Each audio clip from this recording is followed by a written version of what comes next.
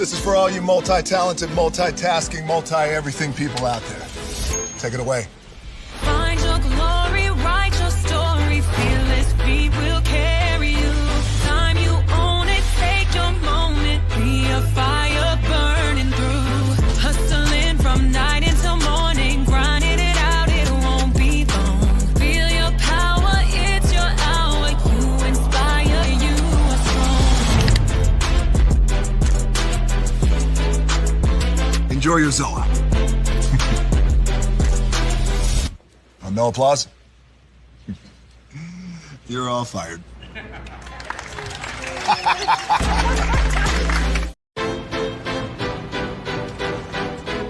Now that you've reached the stage in your life where quality television is important, Nubian TV is a black network that speaks to your lifestyle.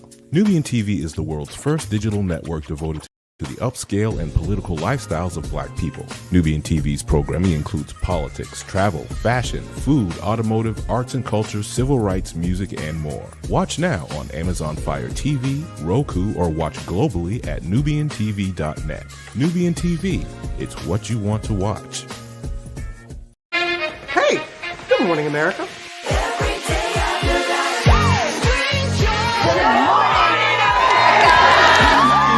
Good morning, America. Good morning, America. Good morning, America. Money. Are you ready? They are ready. Covering the biggest events in the country right now. There's a lot going on here this morning. It's always a good time. That's what the show's about. That's good. Really good. Very good. Coming in hot. Jimmy coming in hot. It's far from elementary. Good morning, America. I'm not going to try to strut like Michael or anything. I have known George a long, long time. Have you ever gotten him to dance? Look at that face. You don't just see it, you feel it. I'm in. I'm in. I'm in too. I'll be there. I am here and so happy. I'm in. I'm in too. I'm in. That tells you something when Snoop Dogg's in. Michael, George, Lara, Ginger.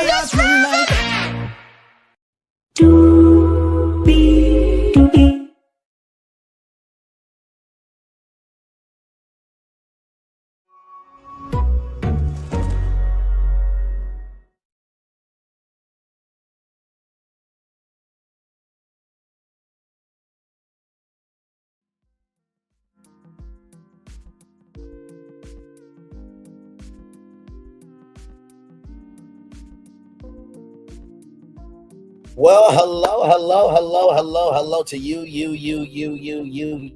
and you. Welcome into another edition of Brainley's virtual tour live. Glad to have all you here. By the way, what you saw is what you saw. You saw Trivia Crack Live Marvel Edition. That was just a little hardy gaffa, a kiki, okay?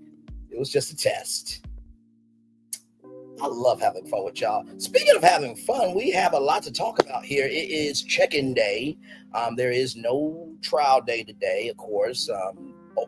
Closing statements, right, will be tomorrow.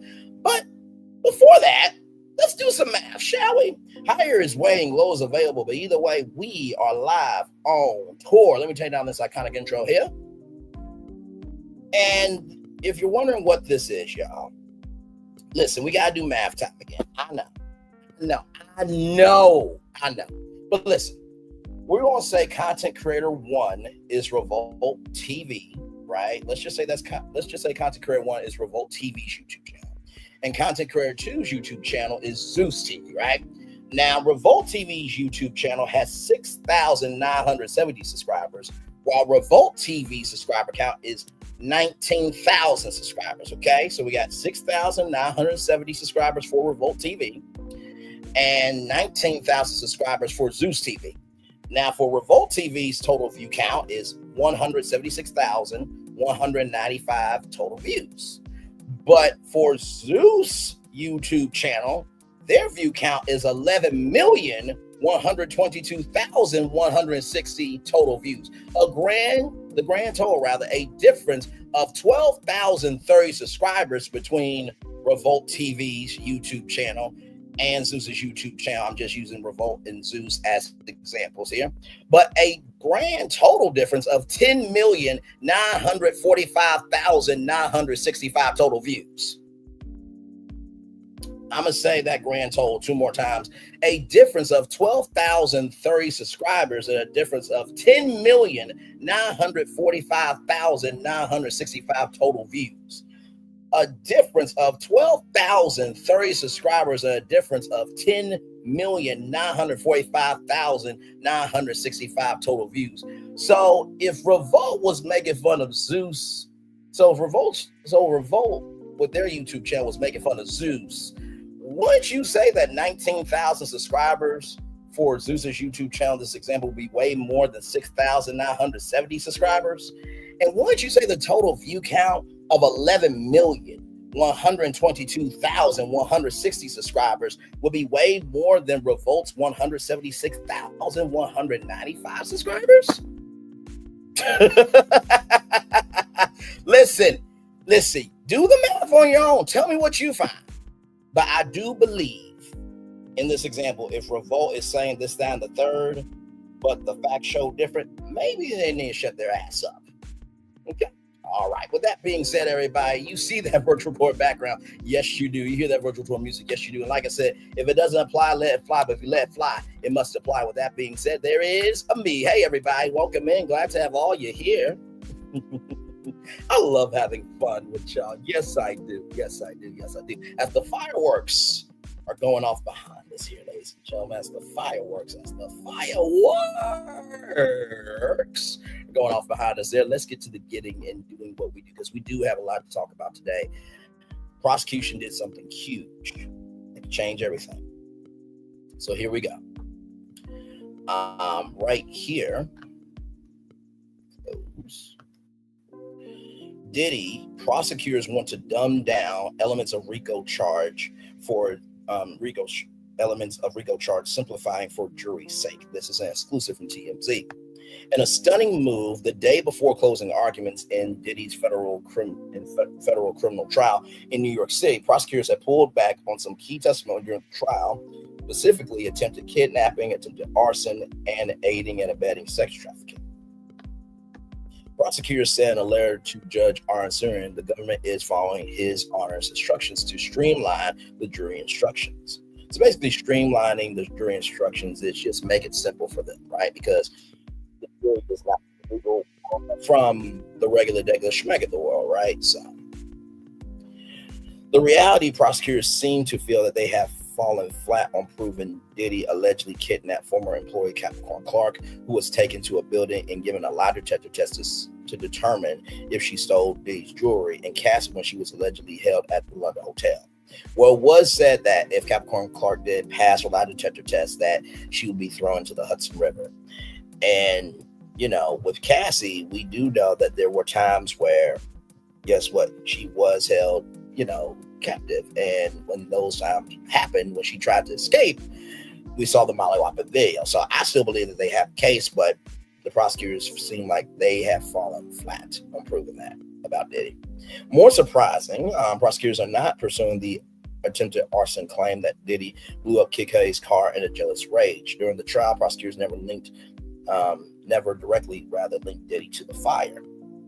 Both of these charges relating to the racketeering or RICO charge Diddy faces. As for the aiding and abetting sex trafficking charge, prosecutors don't explain what elements of sex trafficking they will 86 from jury instructions. Prosecutors are not dropping the various sex trafficking charges, only elements of them, and specifically aiding and abetting. Prosecutors do say in their letter they want an instruction that just because women Cassie and Jane gave prior consent to sexual acts doesn't mean that it can never be withdrawn.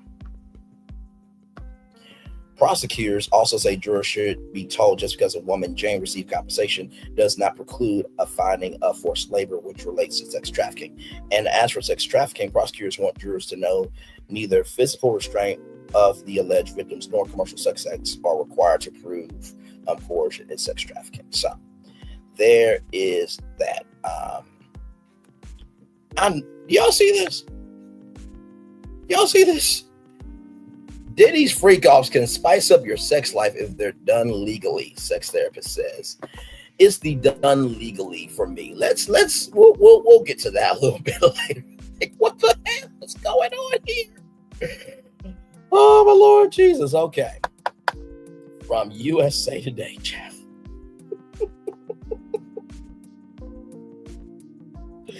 Out of all things to come out in an article during this trial, I never would have expected that.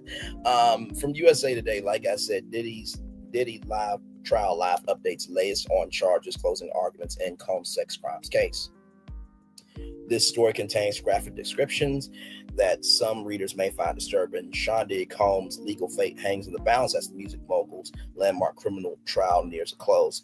After more than a month of hearing testimony from several individuals in Combs' personal and professional orbit, from ex-girlfriends Cassandra, Cassie, Ventura, Fine, and Jane, to Danny Kane alum Don Richard and rapper Pure Kid Cudi, prosecutors rested their case in the sweeping federal sex crimes proceeding on June 24th. In their final round of arguments, attorneys for the U.S. government zeroed in on graphic evidence from Combs' alleged freak-off sex parties, which included video footage, text messages, and financial records. Prosecutors painted a picture of Combs and his employees being personally involved with organizing the elaborate sexual performances, working with escorts, Combs' partners, and others. Meanwhile, Combs' attorneys rested their case in less than half an hour, with the defense opting not to call any witnesses to the stand. Their arguments mainly focus on the romantic and occasionally explicit texts between Combs and Ventura Fine. And that's Cassie Ventura, by the way, everybody. Although Combs' alleged abuse is at the center of the trial, the Grammy-winning rapper told the court that he will not be testifying. Judge Aaron Surin asked Combs' lead lawyer, Mark Raffaello, if he spoke with his client about his right to testify, and Raffaello said they discussed it at length. Combs, 55, was arrested in September and charged with sex trafficking, racketeering, and transportation to engage in prostitution. He has pled not guilty. Take a look back at some of the biggest moments from the trial, as well as where Combs' case stands. So, with that being said, as we found out from ABC News, that he was still planning freak-offs, right, leading up to his arrest. So we do know that. What is Diddy's net worth? Still wealthy, but now worth at almost half as much. So in 2024, Forbes magazine estimated Combs' net worth at $400 million, a significant drop from its 2019 figure of $740 million. Both Combs and his team later claimed that he was a billionaire, Forbes said, despite offering no documentation to back up the claim. According to publicly available documents and news reports, Combs' most valuable personal possession is likely his 17,000 square foot, 10-bedroom mansion, appraised at more than $61 million in the Tony Bomby Hills section of Los Angeles. It was rated as part of criminal probe and listed for sale last September, which they are still having a hard time selling his home. Is Diddy in jail? The disgraced music mogul is in custody, and despite repeated attempts at bail, has remained confined to the special housing unit in Brooklyn's Metropolitan Detention Center. He has been in jail since his arrest on September 16, 2024.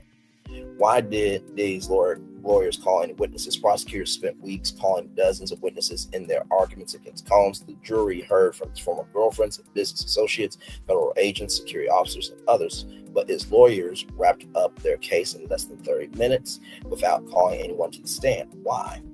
One factor to note: defendants in criminal cases aren't required to present evidence, and judges instruct juries not to hold that against defendants. To win a guilty verdict, prosecutors have to prove their cases beyond reasonable doubt.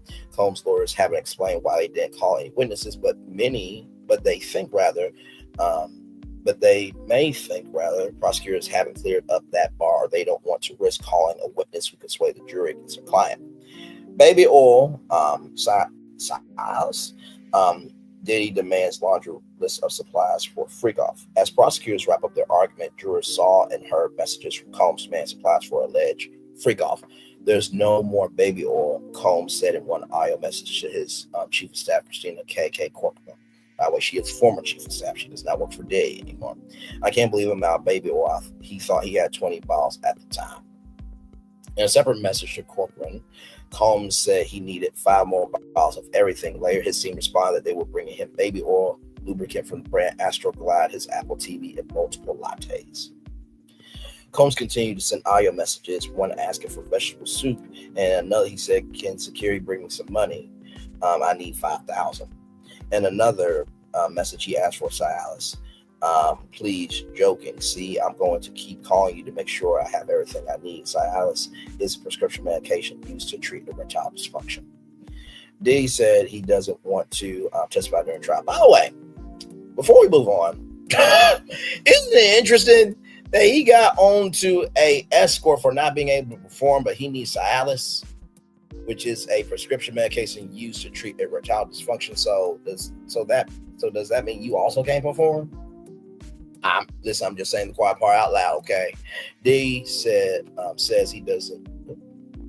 There we go.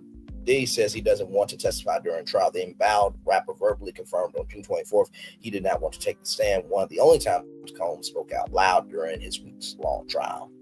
Combs exchanged a few remarks with the judge, saying he was doing great and he thought that the judge was managing the trial well. The rapper said it was solely my decision not to testify. He thoroughly discussed it with his legal team. Of course, there's the baby oil there, Astroglide, ketamine, PALS.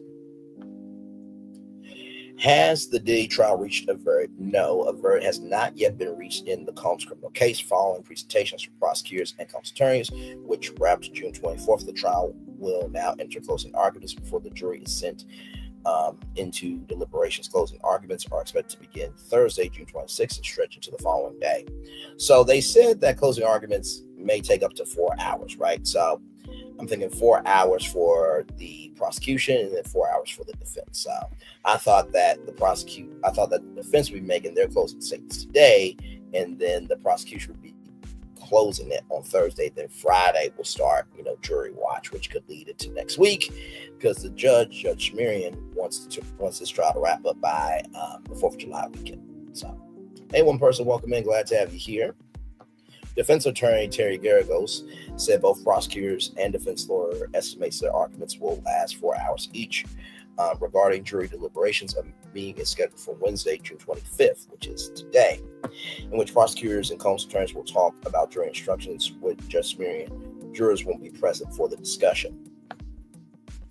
Diddy's eerie favorite TV show revealed by ex-girlfriend. Combs' ex-girlfriend, who testified under the pseudonym Jane, revealed on June 10th the eerie TV show Combs reportedly counts as his favorite. Under cross-examination, Jane says she endured nights in hotels with escorts because she wanted to spend time with Combs, bathing him, rubbing his feet, cuddling with him, and watching the NBC true crime series Dateline till he fell asleep. Well, I wonder if he listened to the Dateline Nightly podcast. I mean, ain't that something? You watch Dateline and now you're a part of Dateline history? Like, where they do that at? Oh, my Lord Jesus, buddy. Because let me tell you something. For you, Diddy. Time is slipping away from me. Yeah. Time. I love that meme. Like I said, that is Jesse Wu's fault for starring that meme. Okay, listen. Shout out to Jesse Wu, by the way. Great sister there. A centerpiece of Daylight programming is highlighting injustices and crimes perpetrated by men against women. Oh, Lord Jesus. Links are being brought together here. Hey, KK, I need more baby oil. He ain't even looking at the screen like, that was you! Former Diddy aide Mia says rapper assaulted Cassie at Brad Pitt movie premiere. Combs' former assistant, a woman who went by the pseudonym Mia, testified on June 2nd that she witnessed a 2012 discussion between Combs and Victoria Fine escalate into physical violence at the premiere of the Brad Pitt film Killing Them Softly, which took place at the Cannes Film Festival in France. By the way, Cassie Ventura is married to Alex Fine. So that's why her last name now is Ventura Fine, in case you did not know. She claims she saw Combs grit his teeth while digging his nails into Ventura Fine's arm, and eventually insisted that Ventura Fine leave, which she did. Diddy's ex-assistant told 50 Cent Feud, Capricorn Clark, another former assistant of Combs who took the stand, recalled an incident concerning the rapper's longtime feud with fellow MC 50 Cent. On May 27th, Clark testified that she was accompanying Combs to an MTV office to speak to reporters when she overheard him telling his security guards that he didn't like Nazi at his work, but that he did like pals. Clark knew that 50 Cent was at the MTV offices that day and that he had an issue with the rapper. Combs and 50 Cent rivalry dates back nearly 20 years. The Get Rich or Die Trying rapper born Curtis Jackson is producing a docuseries to premiere on Netflix about the allegations against Combs. Britney Spears, Michael B. Jordan, Rihanna, Diddy trial filled with celebrity name drops. Although Ventura Fine Kid Cudi have arguably been the biggest names to testify at Combs' trial, several Hollywood A-listers were name dropped throughout the rapper's high-profile case. Some of these stars included pop singers Rihanna, Beyonce, Britney Spears, R&B singer-songwriter Usher, music executive Jimmy Iovine, and actor Michael B. Jordan. During her May 15th testimony, Ventura Fine said Combs suspected that she was in a relationship with Jordan after the pair broke up in 2015, alleging the rapper attempted to get in contact with her afterward. Former Diddy aide Capricorn Clark alleges physical violence, Kid Cudi break-in. In emotional testimony, Clark alleged that hip-hop mogul kidnapped her and threatened to kill her multiple times while she worked for him.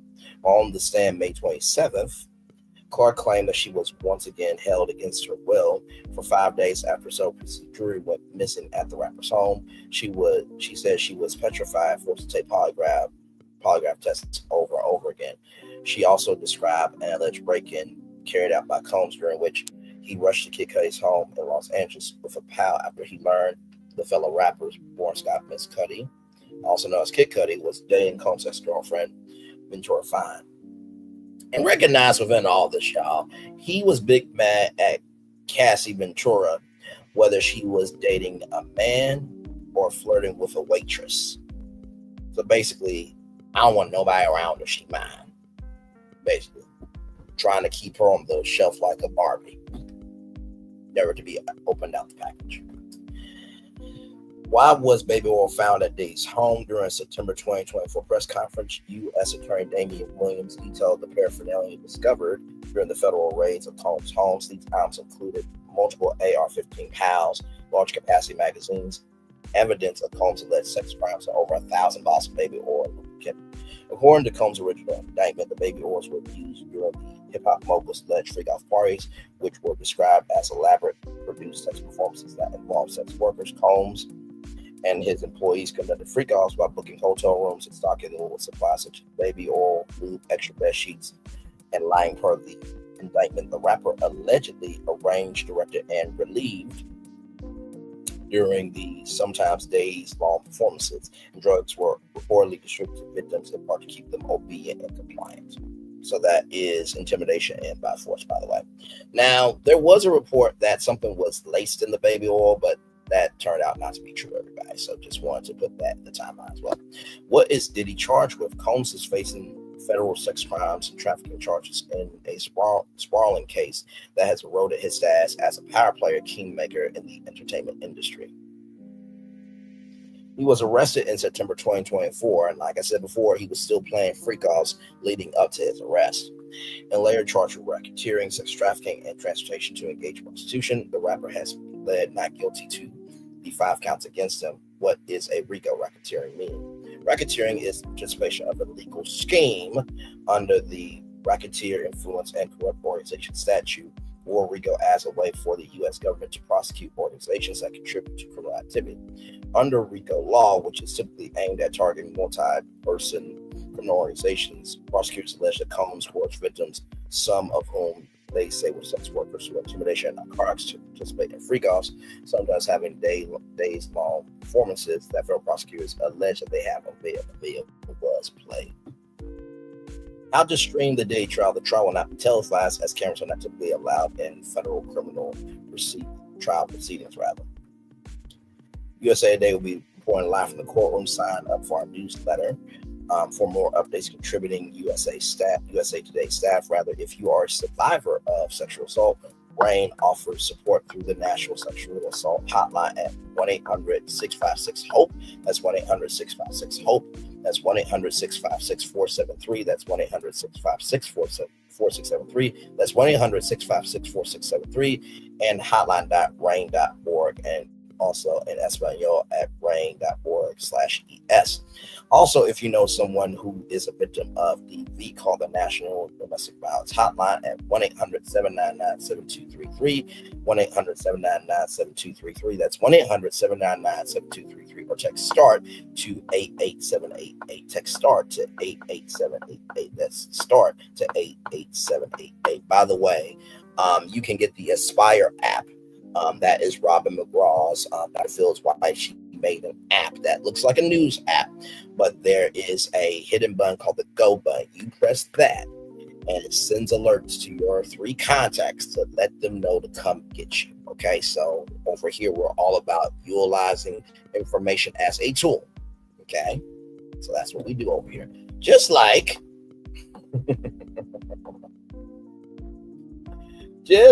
this piece of information right here, where Content Creator 1 has 6,970 subscribers compared to Content Creator 2 that has 19,000 subscribers. Content Creator 1 total view count is 176,195 total views versus Content Creator 2 that has 11,122,160 total views for the grand total of a difference of 12,030 subscribers, and a difference of 10,945,965 total views. So it seems like Content Creator 2 is bigger than Content Creator 1. That's saying Content Creator 2 is shit. Listen, y'all do the math yourself and let me know what you find, child. Speaking of what you end up finding, let's roll on, because I saw this from Media Takeout. Now, of course, Media Takeout, did report that the defense team was not going to report on anything, right? Or the defense team was not going to bring up any witnesses, rather. So here it is here. Oh, gotta wait for that too. All right, now. Okay, here is exclusive Diddy family planning for July 4th party after his release. Okay. So right here, Diddy's 4th of July comeback. Family prepping Miami Bash, expecting his return. Is Diddy about to be a free man again? Just in time for fireworks, bikinis, and champagne flutes on South Beach. That's what insiders close to the Combs camp are whispering, and they got some scoop. Sources tell us that Sean Diddy Combs' family is quietly putting plans in motion for a very special 4th of July celebration in Miami, and they fully expect the guest of honor to be none other than Mr. Love himself. Yes, girl, even with a federal RICO trial hanging over his head, Diddy's team is playing like his invitation already in the mail. What the?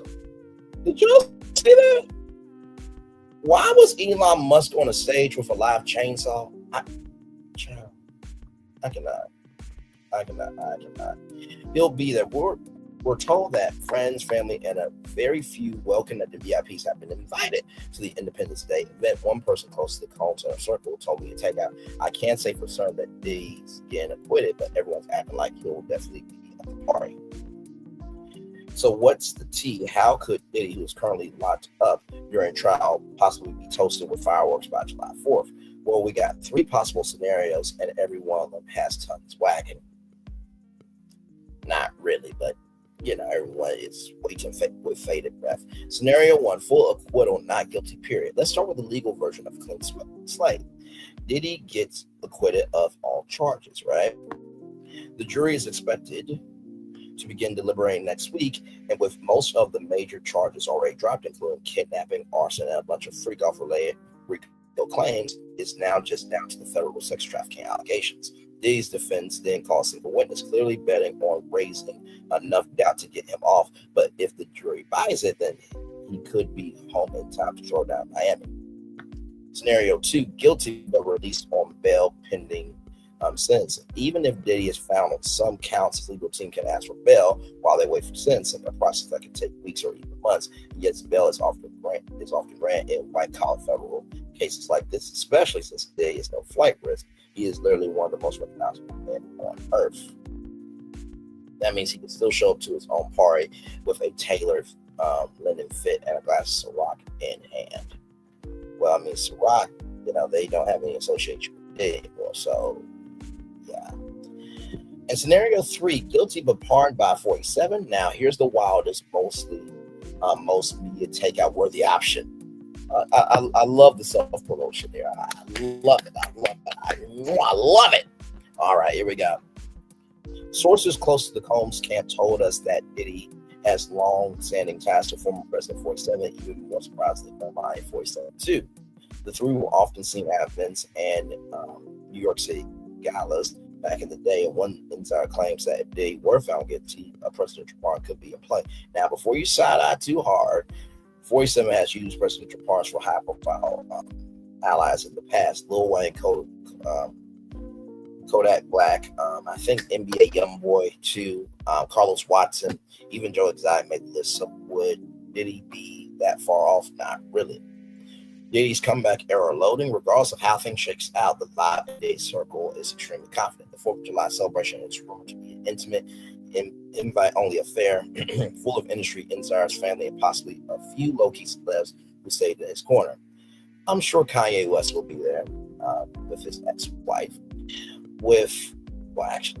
She's the ex-wife. I mean, she's free to do what she wants. So Kanye West will be there by himself. With reduced charges and potential pathway to freedom, whether through legal means or political strings, these teams seem to think his love era might not be over after all. And honestly, a red, white, and blue day comeback party in Miami sounds like the plot of a very chaotic summer docu-series. We are here for every second. So mark your calendar, because if this goes the way his inner circle thinks it will, Dave might just be back in the streets before the sparklers in the sky. Very, very interesting there. All three possibilities are real possibilities. So, could be possible. Could be very, very, very possible. One place I know he won't be going to is New Orleans, Louisiana for the Essence Festival of Culture, okay? Because, my Lord Jesus, the virality of that. Yes, indeed. By the way, everybody, speaking of more updates from the Diddy trial here, I want to show you this from Essence.com here.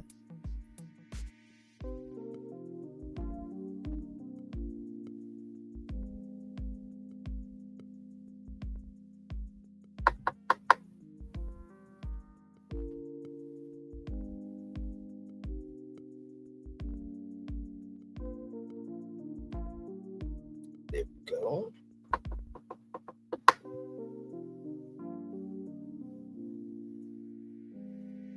There we go, from Essence.com. There, by the way, shout out to Essence for doing that for the LGBTQIA plus community. That's awesome. Sean Combs trial update. Mogul declines to testify as defense seeks full acquittal. As the prosecution rests, the defense pushes to dismiss all charges, challenges employee environment, and presents texts and videos to reframe Combs' relationships, while experts warn of jury fatigue.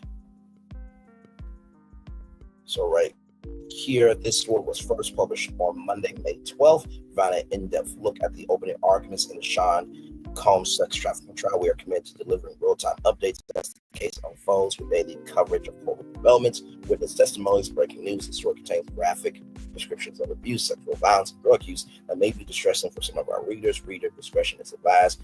Read the beginning of our coverage here. Update as of June 24th. The bad boy charisma that Jane, Cassie Ventura, Capricorn Clark, Mia, and several other ex-assistants reference on the witness stand made an appearance today when Sean Combs caused Judge Arnstern to laugh. You're doing an excellent job, the mogul said. I've been wanting to tell you thank you. Giggling, Judge Marion said, thank you, I appreciate it. Combs declined to testify after the prosecution rested their case, but not before the defense called for full acquittal of all charges. Defense attorney Alexander Shapiro took the court absent a sitting jury who was dismissed for lunch through each charge of why they should be dismissed. Christine Corcoran, who the prosecution calls a conspirator, accused Combs via text of lying to her. Shapiro argued Corcoran wasn't aware of Combs' dealings. Further, she argued that the mogul tried to hide sexual dealings from his employees. Corcoran began working for Combs as his chief of staff in 2016. The case against Combs dates between 2004 and 2024. That's a 12-year gap between when she would have started and when the government alleges foul play. Further, of the employees participating in the crimes, the mogul, Shapiro said there's at best thin proof that any of the employees willingly participate in crimes with the former Mr. Combs. This did not include fighting and purchasing small amounts of drugs for the mogul. While Combs chose not to testify, Mims, host of Make It Make Sense. Yes indeed. Said I think it was a misstep on the part of the defense not to call forensic and addiction psychiatrist. Ellie Anon to address the impaired mental function of a drug addict, which in my opinion is no excuse. Adding it might have helped Diddy advise the jury. Queen Ahmadiyya Shakur, who is the host of the original Queen Ahmadiyya Shakur show, agrees with Shapiro. Right here, I don't think the text and audio were enough. I would have preferred having both D-Rock and Christina Corcoran testify to hear their sides of the story. She said, factual. I think they definitely should have testified for sure.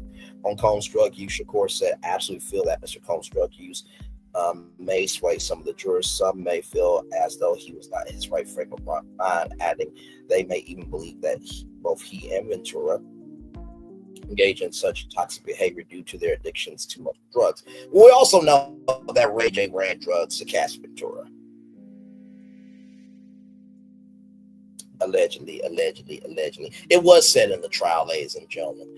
Mims, who was one of the first content creators to break the story of the Aaron Continental Hotel footage online, said the case presented against D-Rock might be a tougher sell. Christina Corcoran, on the other hand, conspired in countless text messages that were read out loud by the prosecution. Like other content creators, Mims and Shakur flew into New York to cover the case. I was surprised that victim 3, Gina was not compelled to testify, which may hurt the prosecution as well, Mims said.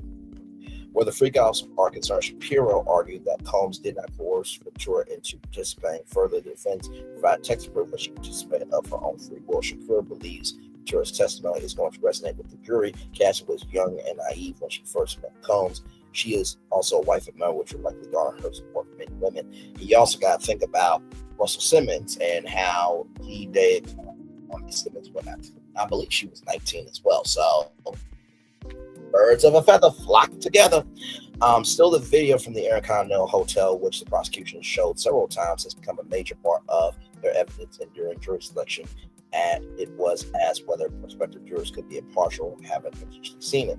Shakur believes it could sway the jury, even if not intentionally, due to the extreme level of violence. She adds it was also shown many times in court that I feel it has lost its shock value to many. Let's see here. There we go. A person in Mr. Combs' position clearly would have understood that. On the contrary, she enjoyed the sexual activity and did not feel coerced, Shapiro said. Mims said, I'm fearful that the jury won't see Combs' former girlfriends as victims, adding the coercion in Jane's case may not be clear to the jury. The jury has been in the final stretch of what has been evidenced by their faces as a ruling an autonomous trial. I worry about jury fatigue, Mims said. I was tired of taking it all, and I'm sure the jury was too. Sitting in the courtroom, Mims affectionately refers to one juror as Pearl, referencing the iconic show 227. She has taken very few notes, the contemporary says, but her face speaks volumes. That leads me to believe her mind has been made up for some time. Earlier in the day, there was continuation of Joseph Zorello, special agent for Homeland Security's testimony. The defense cross-examination using text messages from Jane and Combs extended with entertainers who we previously reported were men that were hired to have sex with Jane during hotel nights, show a different perspective of their relationship. The two, Jane and Combs, exchanged explicit texts with each other where they described how much they either wanted to sleep with each other or did sleep with each other. The defense played explicit videos at different points throughout the morning. One was so loud at one point they had to keep stopping to ensure that the gallery didn't hear anything, despite their efforts at certain points. Only could be heard until microphones were muted and volumes on earphones or headphones were turned down substantially. Some may have been repulsed or shocked by viewing the actual footage, but that does not necessarily mean that the jurors will vote guilty solemnly for that reason, Shakur said. So I want to give it up for these two content creators here that were featured by Essence.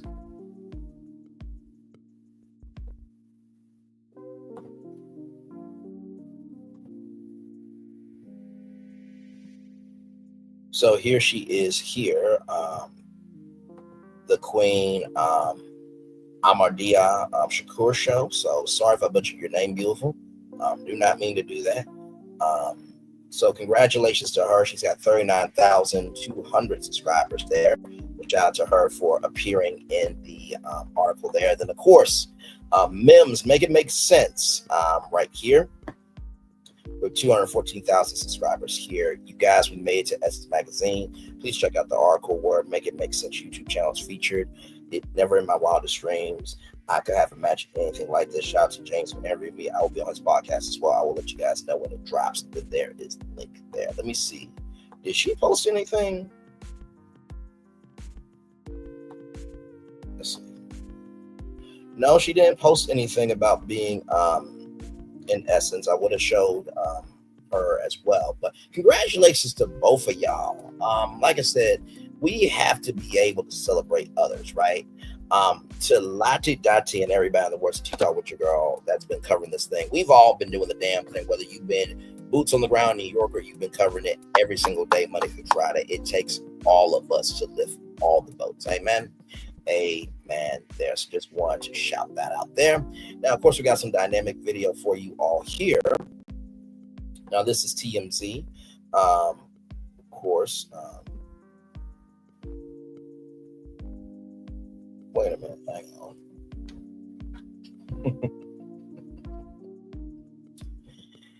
Hang on, y'all. One quick second. One quick second.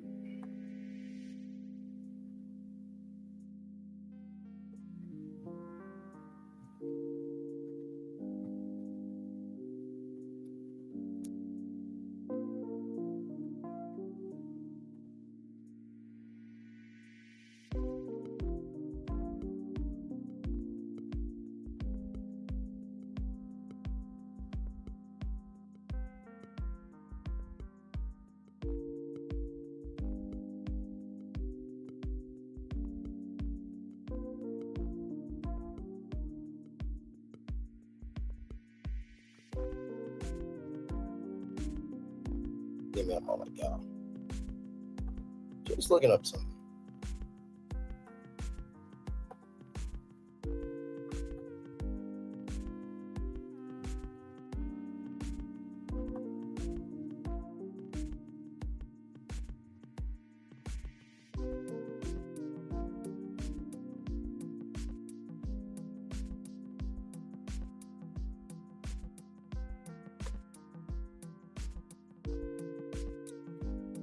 Sorry, I just had to look up something there.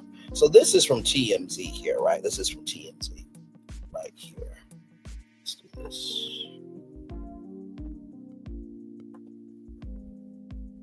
There we go. All right, y'all, here we go from TMZ. Now, this is TMZ winners and losers are talking about who has won and who has lost. Okay, so here we go. Apologize if this offends anybody, but the fat lady has sung, at least in terms of the testimony in the Diddy case, because the prosecution has rested and the defense, as we told you the other day, is not going to call a single witness. This case is going to be over as early as Friday. So the closing arguments are now set for Thursday. Presumably, it will not take more than a day, and the jury could get this case on Friday. Now, I say as early as Friday, I don't think that's going to happen, because based on everything we have heard, this is a complicated case. And I just don't see the jury all agreeing on all counts at the beginning, or even a day or two in. It feels to me, and I may be wrong, but it feels to me like there's going to be a lot of discussion and arguing, because even if they agree on two of the counts, the remaining ones, they may disagree on, and the judge is going to want some closure on everything to the extent they can do it, certainly before declaring a mistrial. So, look, I see this going into next week. The complicating factor is that next week is the 4th of July. 4th is on Friday. Now, on Thursday, court is closed, but the judge could make the jury continue to deliberate Thursday. And even though the court is closed, we could get a jury verdict on a court holiday. We don't know if that's going to happen. We don't know if the judge is going to actually do that, but we know that's an option left up to the judge. So want to pause it there because everything that Harvey Levin said is absolutely correct, right? Absolutely correct. Because that is true. You know, usually during a federal holiday, right? You know, everybody is, you know, at the house unless you work in retail or another business, right? So to keep it a buck with all of you, I do agree that is what it is at this point. That, you know, I would probably say that they will do what the hell? Oh my Lord. Okay, we'll get to that. We'll get to that here in just a minute. Some breaking news, everybody. But yes, I do believe what Harvey is saying is very true, that this is not going to be as a guilty verdict as everybody thinks, right? Now, in the court of public opinion, he's guilty as fuck. But in the court of law, we got to let this thing play out. So we will see. I got to tell you something before we get into these comments, which are really interesting. We waste 7 years of our lives trying to get to sleep. Stop wasting your time. Case right now is very scattered on the prosecution's part because that's the way these cases are. You have a bunch of different witnesses talking about different things. You know, which part is RICO, which part is consent, which part is the Mann Act. This is the key when both sides try to put the case together in closing arguments. I cannot stress to you how important closing arguments are. Thursday is make or break. This is where prosecutors have to paint a picture of Diddy as a racketeer, as someone who cajoles and forces people into these freak-offs, somebody who intentionally brings sex workers from one state to another, paying them money to engage in sexual acts. This is where they have to paint that picture and paint it beyond a reasonable doubt. Now, the prosecutor, Comey, is a master at this. She did an amazing job in the Maxwell case. And I would expect she's going to be as compelling as can be on Thursday. Now, the defense has a lot of firepower. I don't know if it's going to be Tenny Garagos or Mark Agnifilo or somebody else.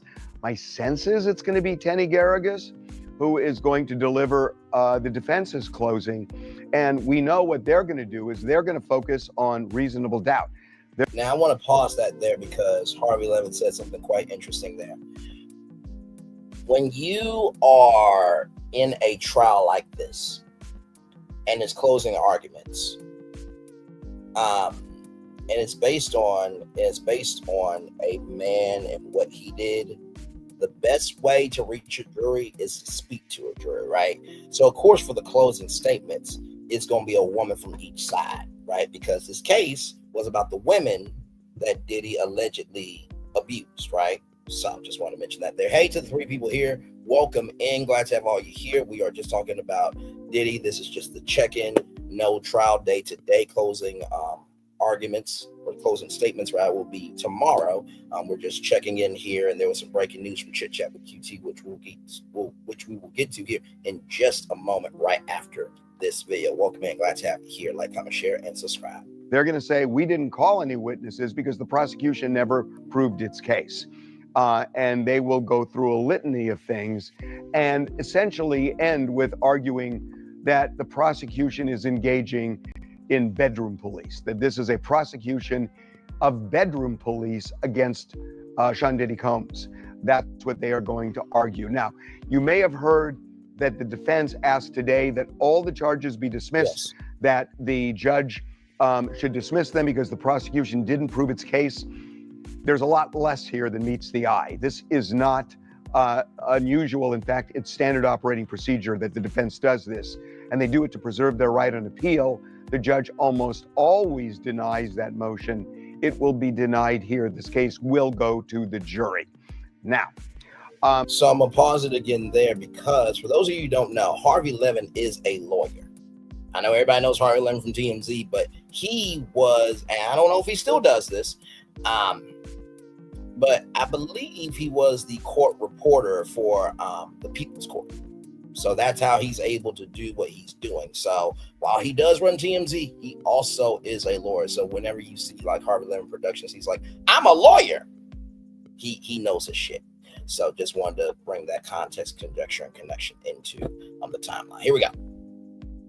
Yesterday, I asked people to just chime in on winners and losers. That's what we're talking about here. So who is the winner and who is the loser at this point? And I invited people to comment.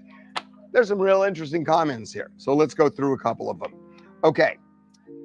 This is Miguel Hernandez. Diddy is a freak dude, no doubt about that. But the way all of this is coming out, piece by piece, story after story, it feels less like a search for justice and more like character assassination via legal means. Okay, the next one, Stacy. I don't think the prosecution team has proven its case totally. I think some arguments were put forward, interesting, to shame Diddy. That's kind of an interesting take. Okay, that's absolutely correct. And by the way, too, and I'm pausing this because this is TMZ, this is from Fox, so I'm trying to pause so that we won't have to, cut this part of the show out.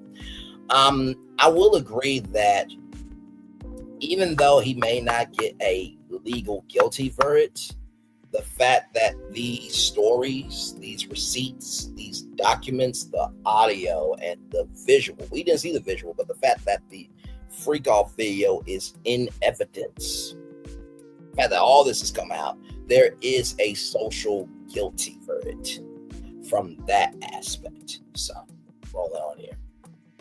That it's bedroom policing. It's not a RICO case. It's a Freako case. Next one. It's easy to spot a Planet Fitness member. They all look strong. I would say the guy isn't guilty of RICO, nor the 2 counts of sex trafficking of Cassie and Jane. They took individual bad acts from relationships, put them together, and claimed RICO. No criminal enterprise. The next one. I mean, this is interesting. So far, it's definitely, it's from what it's seeming like, it seems like a lot of people are definitely agreeing that Diddy's a freak, but they are saying that it seems like the prosecution has fallen flat in some of their arguments. That's what I'm hearing so far. Not really hearing anyone say that he is guilty in their eyes as of yet, but let's keep going. 4 people are saying not guilty. What's coming out about Diddy lately is seriously disturbing.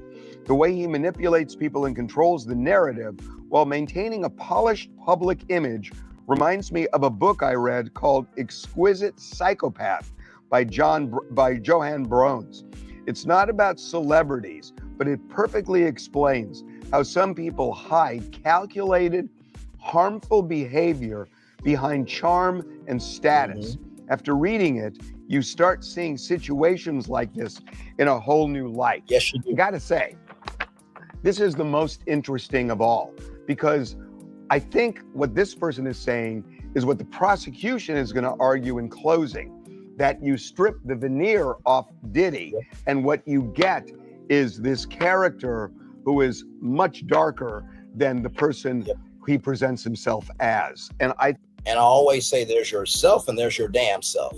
Yourself is being able to, say, hello, how are you? That's yourself. But your damn self, hey, what is, cuz? What's good with me? Looking good. Look at you. I'm pretending that I'm, pushing somebody, look at you, man. Look at this suit.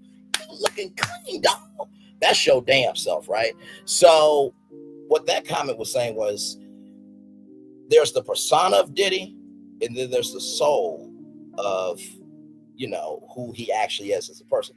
Just like there is Robert Kelly, just like there's R. Kelly, rather, that's the persona, and then the soul is Robert Kelly, right? So just wanted to add that to the timeline. Here we go. I think this is a really strong argument. Okay, another. For me, it's a slam dunk for conviction. For the kidnapping charge, he performed extortion from Cassie's mother, caught Cassie near the elevators and continued to kick her while she was unconscious. And the important part, he dragged her back into the room. Not to mention, too, that $100,000 bribe to Eddie Garcia to pay him and his boss and a couple of team members off from hiding the evidence of that video. And then on top of that, even though the prosecution tried to go after Breonna Bogelin of doing drugs and alcohol, Diddy called. Well, first of all, he called to offer the bribe. That's the first time. The second time, he called with Cassie and forced Cassie to say to Eddie Garcia that she doesn't want to take me. But the third time he called back, when he was a little drunk, the defense didn't want to really hear that shit. But it matters because of this fact that Diddy said, I'm sorry, I'm a little drunk, but Eddie, if this gets out, that could ruin my career. Basically, you called Eddie Garcia back to let him know that you knew what the fuck you did. Rolling on. For the forced labor, that's a no-brainer. For the bribery, a no-brainer. Obstruction of justice, physical violence, drug offenses, etc., all to support his ongoing illegal activities. What was illegal? Illegal drugs, helping trap the women, sex trafficking, controlling women through coercion, etc. All being set up by employees who step up, clean up, brought the drugs, helped in the bribery, etc. He didn't do it for money. He did it for power. I gotta say, these are impressive comments on both sides. That last one felt like a closing argument to me. Okay, next.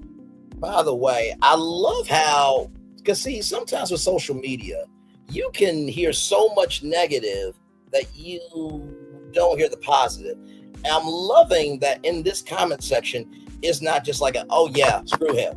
Like, no, these are really intellectual, down to the ground, where them fans at, down, type energy, very forward thinking, but very reserved and standing on something with their perspective. Comments. Good job to this comment section here. I studied Homeland Security in college, and I agree with the defense that I am surprised that Homeland Security spends so much time in Puffy's bedroom and very little on terrorism that is happening in our country. Okay, I'm going to read maybe 4 more. If I was a juror, I would have a big conversation with all the jurors and probably get everyone to see that please don't let him date your daughter. He is not a role model nor a normal boyfriend to be proud of. I still have reasonable doubt on his charges and would vote on him being not guilty. He is not innocent, but the charges he's up have not been proven. So very interesting take there, because I do agree with that. That to me would be the way I would go about it. It's like, how many of you in this room will allow that into your life? Show of hands. And then start it off from there. So I think that's a very good angle to go about. I am sure that in that jury room, as Harvey Lemon so articulately said, it's going to be arguments out the wazoo. Because, this trial has brought up so many things emotionally, socially, spiritually, mentally, physically. It's brought up so many different layers of humanity that I don't think humanity has ever opened Pandora's box of Pandora's box of this magnitude through a space like this space and time of this experience that we are all being part of. Because let me tell you something, even though Diddy is the main one being seen, imagine how many other men and women, right? Because women, they do stuff too, but sticking to the prompt here. Imagine how many unheard, untold, and unaccepted or denied, or stories that have been denied in the background for years, right? So I do believe that this could be Me Too Part 2 for sure, without question, in my opinion. Okay, couple more. Bring up Iran in his defense just tells me they have nothing and are reaching. That may be rethought, bringing that up. They were trying to bring up the Iranian conflict. Has nothing to do with the case. Once again, like that person's article, they say it, reaching. I agree this is a RICO case. They've already proved it's Cassie's testimony. Plus, he paid her off and still paying another policing in the bedroom about that statement. I'm not sure what that means. I would say, what about all the children that don't have fathers on their birth certificate? That's a policy that should be done, but isn't done either. Having a little trouble with that one. Okay, two more. I'm a woman and I would not find him guilty. This whole case seemed more like a performance for the public from day one. Humiliating and shaming him. If it were strictly a DV case, domestic violence, I would say guilty, but it's not. Is he a bad person? Yes, absolutely. Is he guilty of these charges? No. Courts are supposed to rule on laws, not morals. That's a defense argument.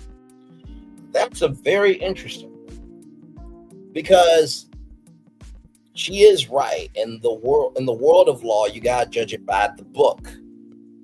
But in the same token, as we are dealing in the world of law, we are also dealing with the morals of a person who has allegedly broken laws. So, argument in closing. And finally, these adults were into this kinky, toxic lifestyle. That's their business and their choice. That kind of lifestyle can turn dangerous, of course, but they all participated willingly. My body, my choice can't just be a slogan when used as a convenient method. Woo! So that's a smattering of what people are saying. And I got to say, some of these things are the very things you're going to hear what the lawyers on both sides are going to be saying in court on Thursday. Again, the jury could get this case Friday. We could get a verdict as early as Friday. I don't think that's going to happen.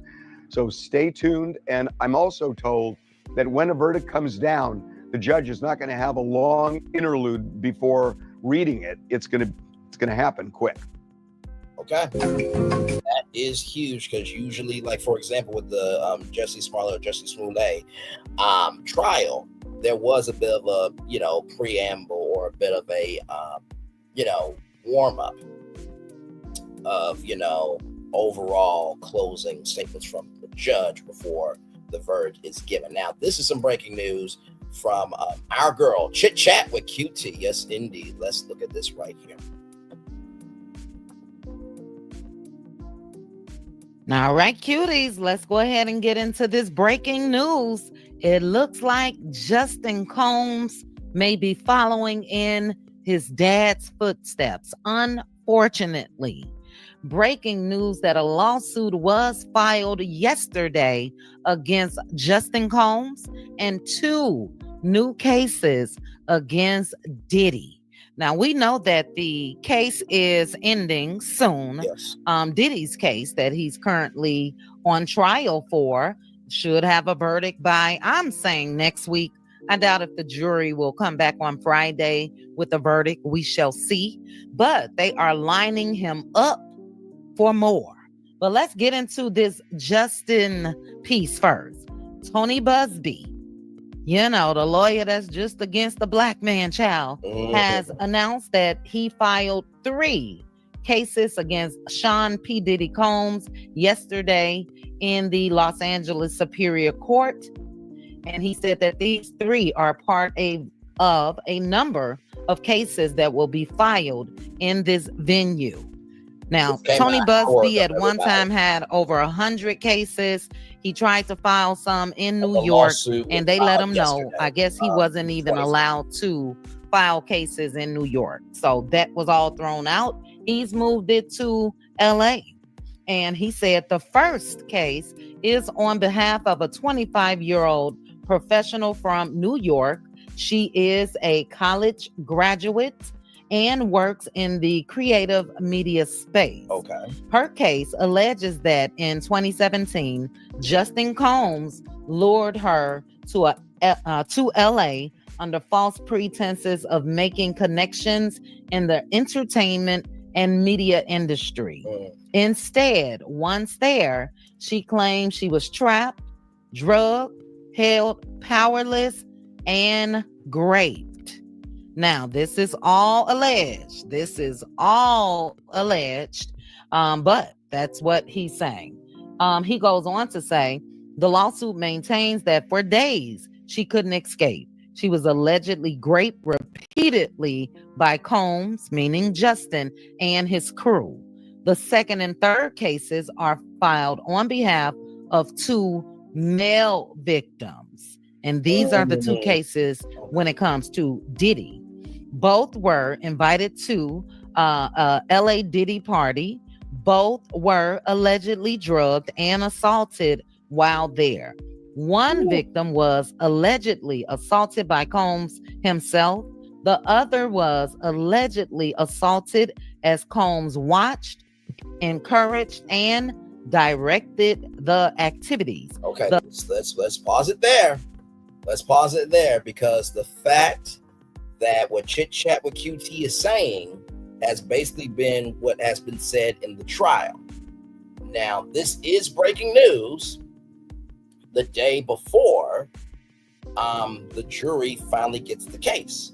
Now, of course, as we all know, there has not been any civil suits brought up as reference right now. Of course, we know that Cassie's, lawsuit was brought up. And then, of course, Don Richard also, I believe she sued Diddy, maybe. But I think the only case that we've heard of, right, was of Cassie's. So it's interesting that the day before the jury gets before the jury gets everything to go over everything and decide on the fate of Diddy's life, that there is two new lawsuits, right, filed against Justin Combs. Now, for those of you who may or may not remember, there was this, right? Sean Diddy Combs' son accused of sex assault in lawsuit that also names music mogul as defendant. A woman alleges that she was attacked while working on a yacht in late 2022. This is an exclusive from NBC News. Sean Diddy Combs, who is a subject of a federal sex trafficking investigation, has been named a defendant in a new lawsuit that alleges his son sexually assaulted a woman while she was working on a yacht. The music mogul had chartered a trip at the end of 2022. The allegation is the latest wave in a lawsuit accusing Combs 54 of sexual assault, sex trafficking, and engaging in other criminal activity. He has denied all allegations, calling them sickening. In the suit filed Thursday in Los Angeles County Superior Court, Grace O. Makai alleges that Christian Combs, 26, sexually assaulted her in late December 2022 while she was working on a boat charter that had been sold as a wholesome family excursion, but turned out to be a hedonistic environment. Hedonism is adult activity, so, nudist, live your best life, blase. The alleged assault happened just days before Combs hosted a New Year's Eve yacht party with a long list of celebrity guests. Christian Combs is accused of sexual assault, sexual harassment, and infliction of emotional distress in the lawsuit. Sean Combs is being sued for premises liability as the person who chartered the yacht and for aiding and abetting his son in the sexual assault. A lawyer for the father and son called Thursday's lawsuit lewd and meritless, and said it was filled with the same kind of manufactured lies and irrelevant facts that we've come to expect from all Markey's lawyer Tyrone Blackburn. Lawyer Aaron Dreyer said his legal team plans on filing a motion to dismiss the lawsuit. Like father, like son, Blackburn said Thursday night after the suit was filed, it gives us no joy or pleasure in filing this lawsuit against Christian Combs, who was clearly adopted his father's parent and practice of depravity.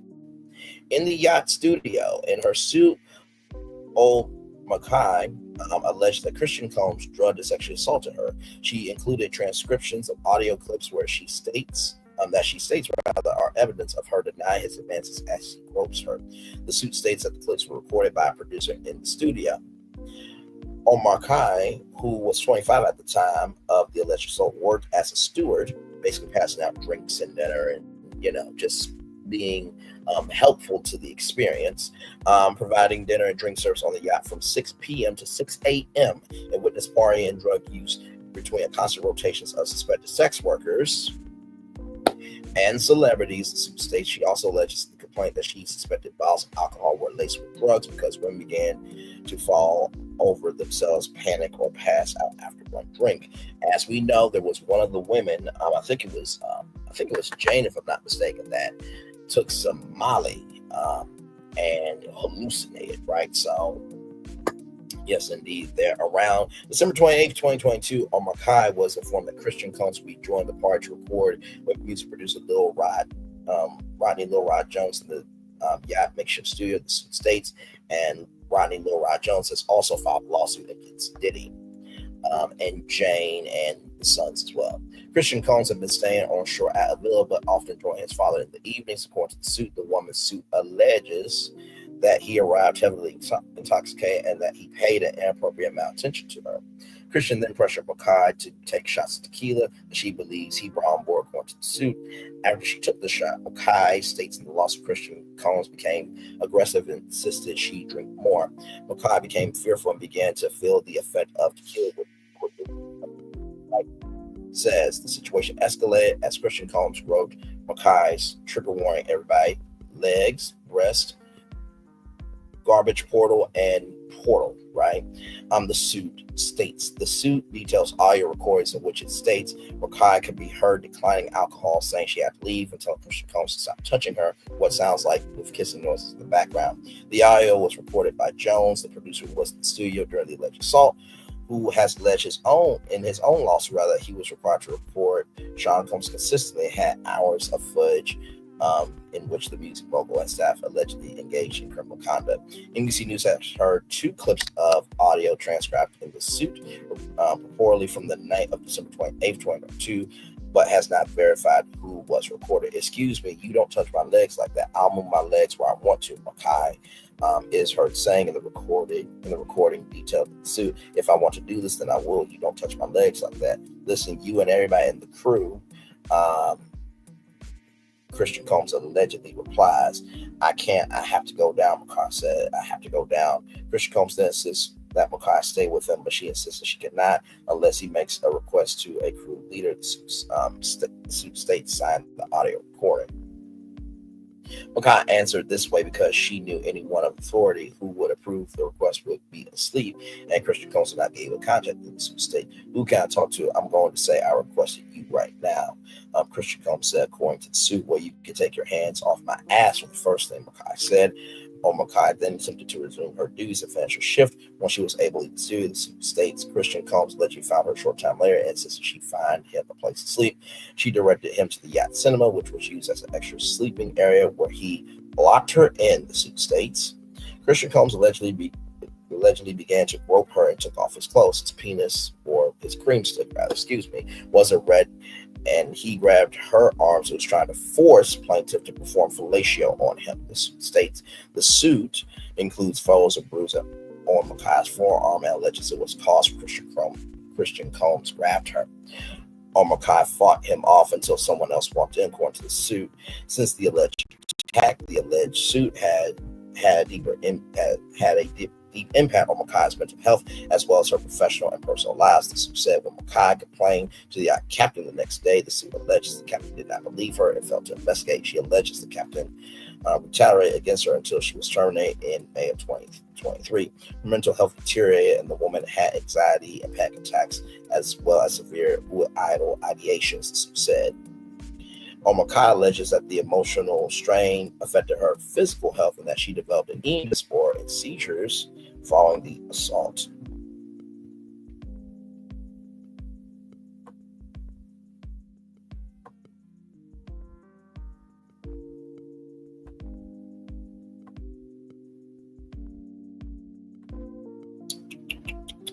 She is seeking unspecified damages. I'm here to fight for those who can't fight for themselves. I applaud Grace for being so brave to come forward with her truth. Attorney Ronnie S. Dix said of his client, hopefully her story will inspire us to come forward. Allegations and investigation. Makai's suit is the first accused Christian Combs, which is the younger son, of sexual assault. Since November, his father, Sean Combs, has been accused in lawsuits of sexual assault by 4 women, which he has repeatedly denied. And I think at one point, that was over 600 lawsuits, I think. Don't quote me though. One of those suits has been settled, but the others have not been resolved. Jones, a producer who worked for Sean Combs from September 2022 to November 2023, alleged the rapper sexually harassed him, pressured him to engage in sexual acts, and forced him to procure sex workers. He said that he witnessed Sean Combs giving drinks laced with drugs at parties. An attorney for Combs said Jones' reckless name dropping about events that are pure fiction and simply did not happen. It's nothing more than a transparent attempt to garner headlines. And there is federal agents there walking at the entrance to a property belonging to Sean D. Combs on March 25th, 2024. There were raids in Miami and LA. I think that's on his private island, I think, if I'm not mistaken. Can't remember the name, but I believe it was an island. On March 25th, agents with Homeland Security investigation searched Sean Combs' properties in Los Angeles and Miami. A source familiar with the investigation told NBC News that a federal investigation began before this year and that authorities were aware of the layout of Combs' properties before the raids. During the searches last month, federal agents discovered PALs and seized his phones as a part of a warrant issued from the U.S. District Court for the Southern District of New York. Law enforcement sources have said Christian Combs was detained at his father's Los Angeles home last month. But when Homeland Security Investigations executed a search warrant, but he was not arrested. Investigators are also looking into the allegations of statutory rape against Sean Combs. The source said NBC News had previously reported that there's been at least 3 women and 1 man that has been interviewed by federal investigators in relation to allegations of sex trafficking, sexual assault, solicitation, and distribution of illegal narcotics and firearms. Aaron Dyer, when it comes to attorneys, issued a statement following last month's property searches and said that Combs was never detained but spoke to a cooperate with authorities like he had a choice. He described the search as an ambush, saying that there's been a rush to judgment based on meritless accusations made in civil lawsuits. There has been no finding of criminal or civil liability with any of these allegations. Dyer said Mr. Combs is innocent and will continue to fight every single day to clear his name. Donna Basroff reported from Los Angeles and Nora Manati report from New York. So there it is there. Now, I do want to say this. You all remember in the O.J. Simpson criminal trial, right? He was found not guilty, but in the civil, he was guilty. So there is a thing of you cannot try a person for more than you can't try a person for the same thing twice, right? In so many terms, in terms of, regular schmegular speak. So even though this criminal trial could have a non-guilty verdict, that doesn't mean that civilly he could get. Just because in the federal case he gets a not guilty verdict doesn't mean he can't get a guilty verdict in the civil trial. So back to our breaking news from Chit Chat with QT. SA lawsuit filed against Justin Combs and 2 men filed an SA lawsuit against Diddy. Here we go. Back to our girl Chit Chat with QT. Like, comment, share, subscribe to Chit Chat with QT. The specific facts are laid out in the public filings. Busby said they look forward to pursuing these cases and stand proud to represent the alleged victims in these matters. Let's see. He goes on to say they received multiple press calls about the criminal case. They have generally explained that the case being made by the prosecution is different from the civil claims they have alleged, although the facts are strikingly similar. Bugsby said they will continue to watch the criminal process unfold.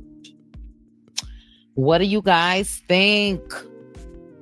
What do you think? Child. They are continuing to line Diddy up.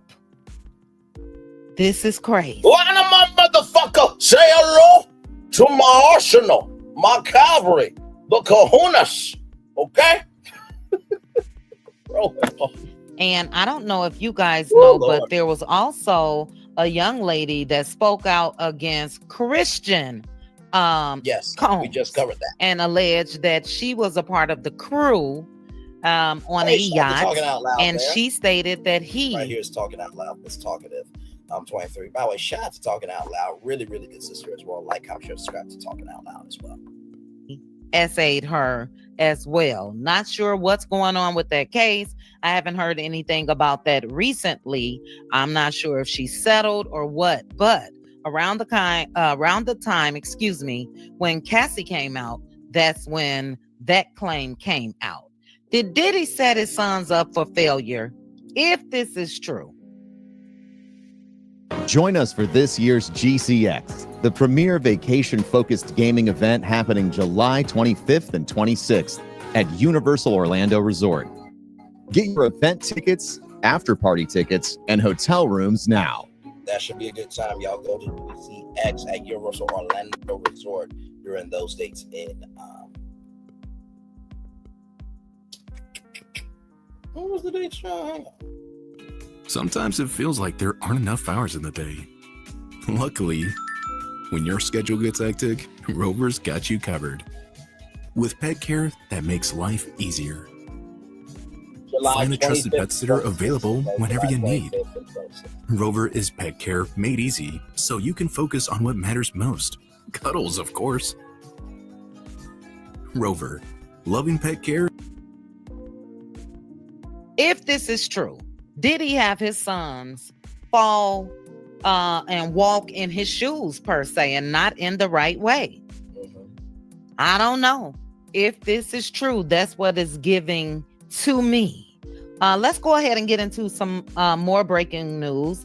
This morning, it says that Diddy's trial prosecutors are no longer planning to proceed on attempting kidnapping, attempted arson, or aiding and abetting ex-trafficking claims for racketeering conspiracy charged against Diddy. So prosecutors issued a letter to the judge on Tuesday stating that they want to streamline instruction for the jury as deliberations are expected to begin soon. They stated they are no longer planning to proceed on the following claims, the ones that I just mentioned: attempting kidnapping, attempted arson, and aiding and abetting ex-trafficking as a liability. Now, for me, I don't know if that's fair. You know what I'm saying? Because you presented all of that information in front of the jury. Yes. And now at the end of the case, you're saying that you're no longer pursuing that. That's a little odd to me. Here is the official docket. Again, everything that I'm saying is alleged. But Megan Cuniff, if you guys are not following her on YouTube, you should be. She's been out here for years. She was involved in the Tory Lanez case and any major case. Her name is huge. I think she was even part of the Cardi B and the Toss Away K case as well. She tweeted this, and again, shout out to the Jasmine brand. But she said the prosecution actually say something about streamlining jury instructions before revealing their true motive to avoid any confusion as to the operative agreement for count one, aka the alleged agreement Combs must have entered into with a conspirator to be guilty. Megan goes on to say the racketeering conspiracy charge is the weakest charge against Combs, and prosecutors apparently realize that. She says Combs causing someone to commit an act does not count as an agreement. He and another have to have agreed to participate in enterprise affairs through racketeering. So is this going to be good for Diddy or bad for the prosecution? Look, I'm not on the jury. I don't know a thing other than what I read or watch. That part. And to me, it's just not a good look to switch things up at the end. We'll see how this plays out. You know what I mean? It's a mess. I will say this. I don't know how I feel about the defense not calling anyone to testify. They could have called some professionals as far as psychiatrists, counselors, or something to speak about Diddy's alleged drug use. And in my opinion, he's absolutely an ex-addict. And for them not to do that, I don't know if the defense is just sure that they have enough to cause reasonable doubt. I have to agree with you, Chit Chat. I think that's been the consensus of everybody who's been covering this thing. If you're really trying to prove his innocence, if you can't bring in any character witnesses, you should at least bring in experts or, consultants that can give context, conjecture, and connection to shore up Diddy. But the problem with that is that if you're an expert, you're a consultant, you consult, different, high profile individuals and companies and this, that, and the third all around the world, on, what happens in these different, sectors of life. And they ask, do you think they did this? Yes. Do you think he did that? Yes. Then that could also hurt Diddy as well. So,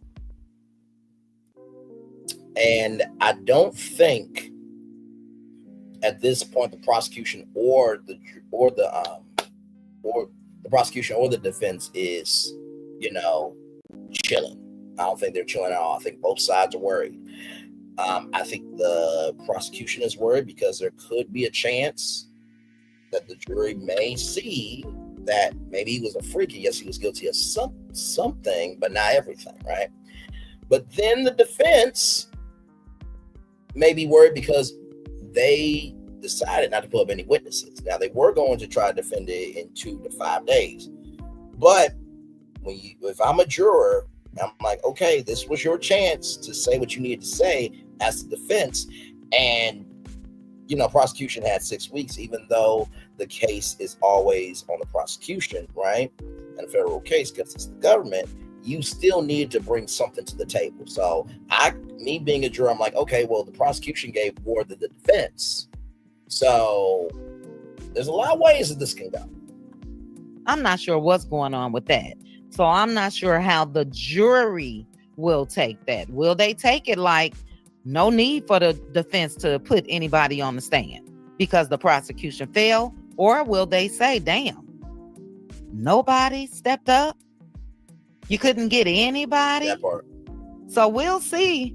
Doomsday is near for Diddy as far as guilty or not guilty. You guys drop down in the comment section. Let me know if you feel like Diddy is guilty or not guilty. Let me know your thoughts on them dropping some of these charges or streamlining things. Let me know if you feel like this case was just too damn long. I think they are in week 6. I will say. Week 6 coming into week 7. Are you a side sleeper and need complete darkness to fall asleep to? Click below to try the Me personally, it really did seem like a lot of it had to do with X. We know more about this man's freaky activities than anything. Yep. So we'll see. I will be covering the verdict. I'll be going live, all of the above, so we all can give our thoughts on whether they have found him guilty or not guilty. But also let me know your thoughts about this SA lawsuit filed against Justin Combs. That Bugsby got it out for the brothers, child. Mm-hmm. Are there any other attorneys? This is the same attorney that tried to get Jay-Z. That's a good point. Like, are there any other attorneys out here? We know there are. I mean, there's a whole directory of black attorneys. There are many websites that have a whole list of just black attorneys. Diverse representation is a good website if you're looking for a manager, agent, publicist, lawyers, what have you. So. Failed. This is the same attorney that filed that lawsuit against Shannon Sharp. And now he is going after Diddy's son.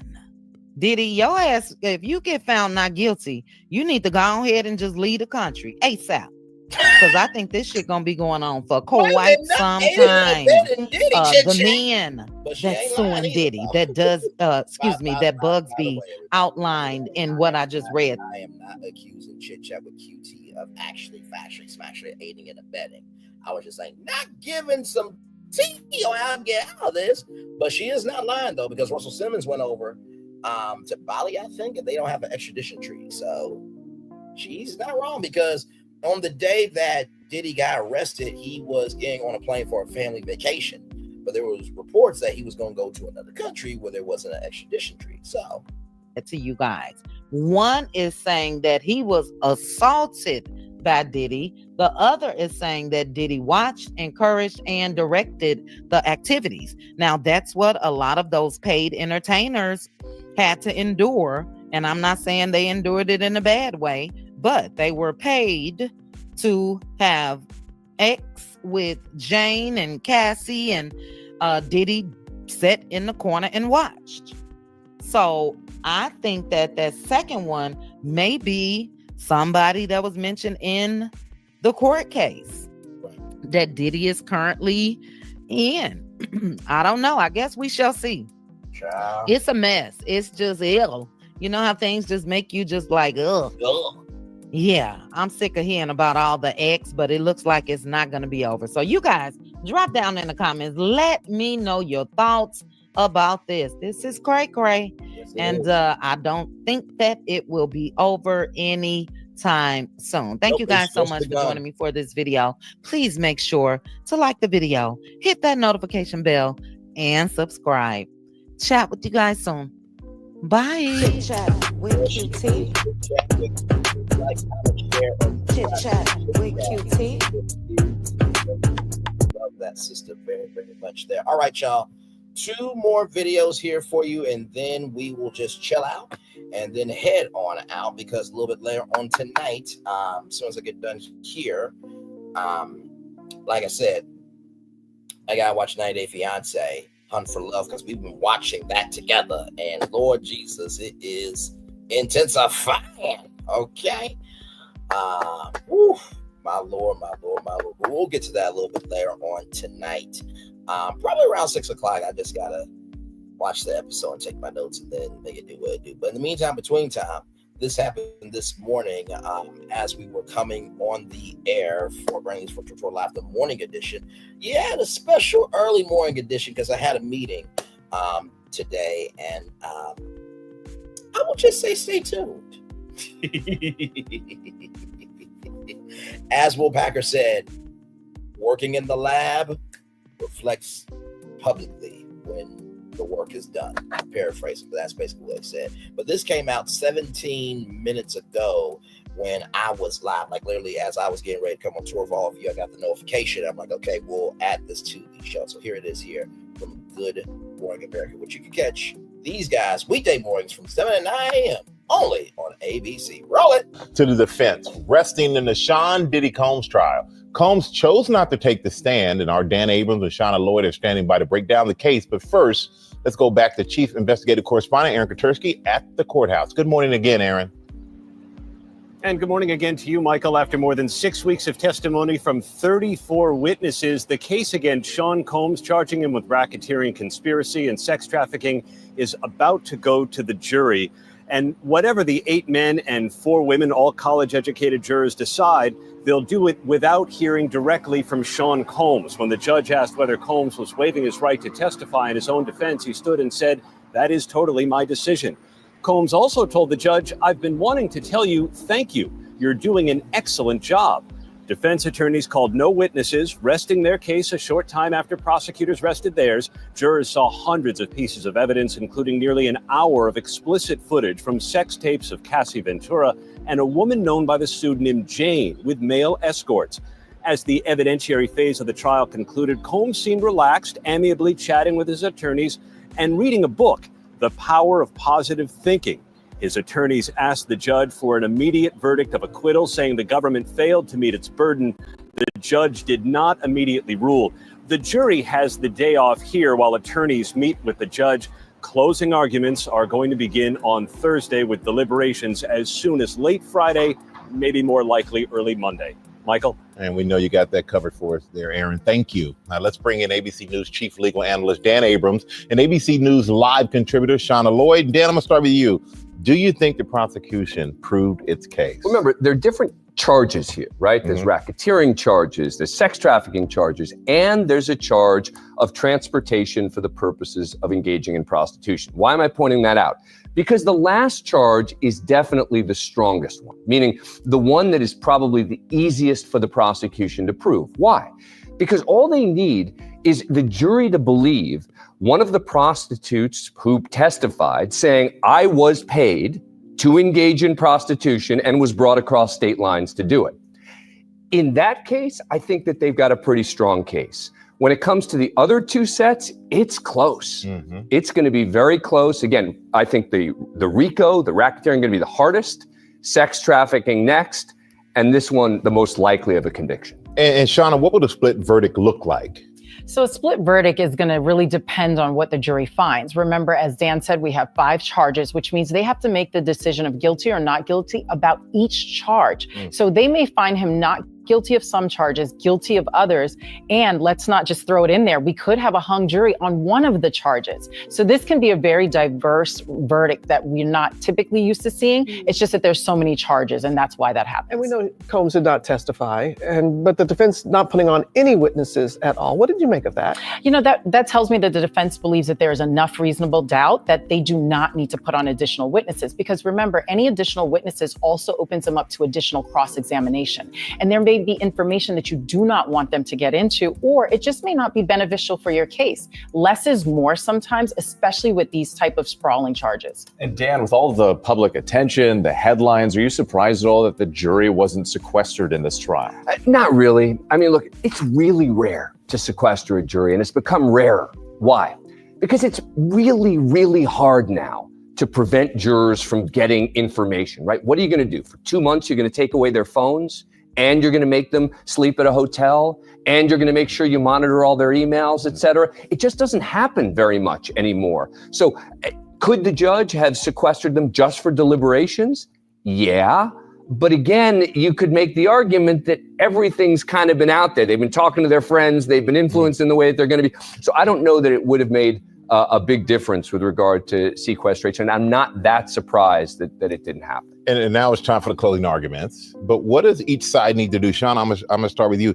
Take the prosecution for us. What do they need to do in the closing arguments? So the prosecution really needs to shore up their cases and connect the dots for the jury. When we're talking about this RICO charge, they have to be very clear about who they believe was a part of this conspiracy and the acts that they took to further the conspiracy, along with the underlying predicate crimes. They've done a great job with the transportation for prostitution because that's very clear. We see the bank records, we've seen them testify, we've seen the money move, and we know why they were there. So that charge is there. For the trafficking, that's going to be very hard, but what they have to do is hone in on the idea that these are not acts they would have done but for the force. In the case of Cassie, we know that she was being physically abused. And in the case of Jane, the idea that he was paying her rent and holding that over her head is why she chose to engage in those acts. Okay, so that's the prosecution. Yes. What about the defense, Dan? Consent and reasonable doubt. Right? That the 2 key witnesses here were in long-term relationships with him, that they could have left, that they continued to engage with him. That's number 1. And number 2 is going to be the legal standard, right? Is going to be saying, look, they have to prove the case beyond a reasonable doubt. Look at the technical definitions of these charges. That's not domestic violence. We're talking about racketeering here. We're talking about sex trafficking. That's what they're going to focus on, and in the hope that they say they just don't have it. Yeah, we'll have to see what happens. Yep. All right. Well, thank you both so much. I know, it's been a month. It has. Yeah. Oh, It all has. right. We appreciate your insight. Thank you guys there. You guys can catch all of them weekday mornings on Good Morning America, only on ABC. Our last dynamic video here is from Eyewitness News, ABC 7 New York there. So here we go. News of the Sean Diddy Combs sex trafficking and racketeering trial. The federal prosecutors are no longer including attempted kidnapping and attempted arson. Their underlying crimes. News of the Sean Diddy Combs sex trafficking and racketeering trial. The federal prosecutors are no longer including attempted kidnapping and attempted arson. Their underlying crimes in the alleged racketeering conspiracy charge. Well, that's right. And this development comes with closing arguments set to begin later this week. ABC's Aaron Katurski joins us live outside the federal courthouse in Lower Manhattan. Aaron, can you put this development into context for us? Is this in any way a blow to the prosecution? Well, it could be, Tanya, but not necessarily. Up until now, federal prosecutors said that attempted arson of Kid Cudi's Porsche was one of the underlying crimes underpinning the racketeering conspiracy. We'll back up for a second. In order to find Sean Combs guilty of racketeering conspiracy, the jury must find that he conspired to commit some other offenses. And until today, prosecutors said one of those was attempted arson. They showed the jury pictures of Kid Cudi's torched out Porsche. And he even testified, saying that he saw the Molotov cocktail that was responsible, the charred interior, his blackened sports car. And the implication was that Sean Combs was behind it, but there was never direct evidence tying Combs to the arson. So prosecutors signaled in a letter to the judge that they would no longer proceed under the theory that Combs conspired to commit a... I want to pause there for a minute. Hey to the 6 people, welcome in, glad to have you here. I want to pause it here for a minute because if you all remember when Kid Cudi was on the stand, there was a meeting between Kid Cudi and Diddy where they ironed things out, and when Kid Cudi brought up the fact that, you know, that Molotov cartel happened, they allegedly said, I don't know what you're talking about. Even though Diddy broke into Kid Cudi's home and also got Capricorn Clark saying, come with me, I got my pal, we're going to ill Kid Cudi, right? So just wanted to add that to the timeline. So even though the prosecutors are dropping some things that they presented in the case, like chit chat with QT Saw, check the stage, that gorgeous woman that she is, still, that's still a wrinkle that could sway the jury. I just wanted to add that to the timeline there. Attempted arson. One of the other underlying crimes, the so-called predicate acts, involved attempted kidnapping of Capricorn Clark, a former assistant to Sean Combs. Prosecutors are no longer going to proceed under that theory either. Instead, they're emphasizing other crimes that they say Combs conspired to commit, like sex trafficking, like forced labor, and they're going to emphasize those things when they speak to the jury during summations starting on Thursday. All right, Aaron Katersky, thank you so much for putting that into perspective for us. We really appreciate it. Again, with closing arguments and jury deliberations set to begin in the coming days, more breaking updates are sure to follow. The best way to stay on top of all of this is by downloading the ABC7NY app. Or you could just join me on tour right here. Right here on YouTube. I'm going to turn my camera now because we done all show for over an hour. Yes, we have. What a Diddy trial check-in show today. Prosecution has dropped some of the things that they present in the trial. We also learned that Justin Combs has some new lawsuits upon him, including the Christian Combs lawsuit. And like I said before, even though it is a federal criminal trial, and if he gets a not guilty verdict, right, he still has civil lawsuits. And if you remember the O.J. Simpson trial, in the criminal trial, he was found not guilty, but in the civil trial, he had to pay. And O.J. Simpson tried to hide his money from the Nicole Simpson's family, and also Ron's family as well. So just wanted to say that there as well. What a jam-packed show today. 5 people in the building here. Like, comment, share, and subscribe. We are here just chillaxing, everybody. Glad to have all you here in the building with me. Yes, indeed. So we'll hang out here for just a little bit, probably till what, 1 hour and 47 minutes. Like I said, if you guys have any questions about the Diddy trial, or you have comments, please type in the live chat below. Would love to hear what you have to say about all of this going down. Believe me, it is a lot going on. I just saw something else that I may want to talk about tonight.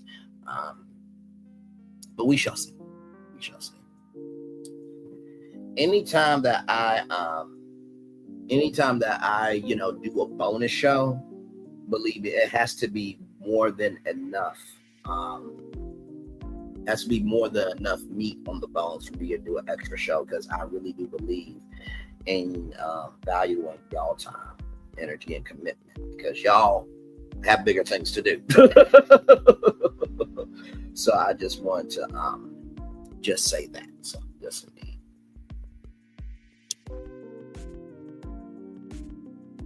Oh man. Like I said, I think that, by July 4th, it's going to be quite an interesting time, because, like I said, there's going to be a lot of 4th of July barbecues talking about the Diddy verdict. And like I said, hopefully, Diddy does not show up to the Essence Festival of Culture, because if he does, oh my Lord Jesus, I will tell you, that will be quite a spectacle That is black and spectacle put together, ladies and gentlemen. That would be a blacticle. That would be a blacticle. Yes, indeed. There's almost there to 1 hour and 47 minutes here. It's been a great day today hanging out with all of you. I hope you enjoyed the morning edition of Brainley's Virtual Tour Live. This was the Diddy trial check-in. Like I said, closing statements will be happening tomorrow. And of course, I'll be bringing that to you live probably around 6 o'clock once I get done with work. So yes, indeed there. So I'll be bringing that to you live. And then of course, Friday we'll do a morning edition. And then of course, 6 p.m. Diddy trial, and of course that will be when the jury will get the case, and whatever updates happen will be there. And then of course next week will be the week of the verdict for the Diddy trial. And of course, you know, I believe it was like testimony is done, right? Testimony is done. So I'm sure we probably won't get updates about the jury every single day. If it is that, then I will continue to do daily coverage. But if not, I will just add the updates to our regular schmegular editions of Brainley's Virtual Tour Live. But in the meantime, between time, one love, much love, all love. I feel love and send it right back to you all. I'll see you back here a little bit later on tonight for 90 Day Fiance Hunt for Love. Woo! Drama heating up there. One love, much love, all love. Once again, I feel love and send it right back to you. Bye, everybody. Enjoy your day. Stay cool out there. All right, bye-bye.